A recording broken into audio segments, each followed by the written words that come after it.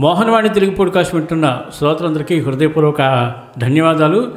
ఇప్పుడు మూడవ షాట్లో శివ అంటే ఏంటో మీకు తెలుసా అనే విషయంకి పూర్తి వివరణ ఇక్కడ తెలుసుకుందాము. అవును, శివ అనే పదం యొక్క నిజమైన అర్థం చాలా లోతైనది, విశ్వ తత్వాన్ని సూచిస్తుంది. శాస్త్రాలు చెప్పిన ప్రకారం శివ అనే పదానికి అనేక గాఢమైన అర్థాలు ఉన్నాయి. శివ అంటే ఏమిటి? శివ, సి ప్లస్ వా, శివ. సి అంటే శుభము, శాంతి, మంగళం. వా అంటే దానిని పంచేవాడు, ప్రసాదించేవాడు. శివ అంటే శుభాన్ని ప్రసాదించేవాడు, అశుభాన్ని తొలగించి శుభాన్ని ఇచ్చే తత్వం. శివ కల్మష నాశకుడు. వేదాలు చెబుతాయి, శివోనామ పరమాత్మ అంటే అజ్ఞానం, పాపం, దుఃఖం తొలగించే పరబ్రహ్మతత్వం శివం.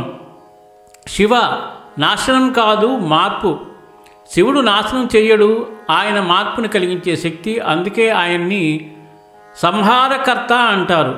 సంహారం అంటే ముగింపు కాదు, పురాతనాన్ని తొలగించి కొత్తకు మార్గం ఇవ్వడం.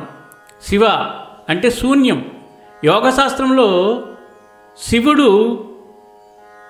అంటే శూన్యం, అంటే మనసు పూర్తిగా నిలిచే స్థితి. దీనిని సమాధి అంటే ఏ ఆలోచన లేని నిశ్శబ్దం శివం. యావత్తు ఉన్న పరిపూర్ణం శివం. శివ అంటే చైతన్యం. ఉపనిషత్తులు చెబుతాయి, శివ కేవలం చైతన్యము అంటే అన్ని జీవులలో ఉన్న జ్ఞాన కణం, చైతన్య స్వరూపమే శివం. శివ అనుగ్రహ శక్తి. పంచ కృత్యాలలో చివరి భాగం అనుగ్రహం. శివుడు బంధనాల నుంచి విమోచనం పొందడానికి ఇవ్వబడే దైవ కరుణ శివానుగ్రహం. సింహసారంగా చెప్పాలంటే శివ అంటే నాశనం కాదు, మార్పు. శివ అంటే దేవుడు మాత్రమే కాదు, ఒక తత్వం. శివ అంటే మన అంతరంగంలోని శాంతి.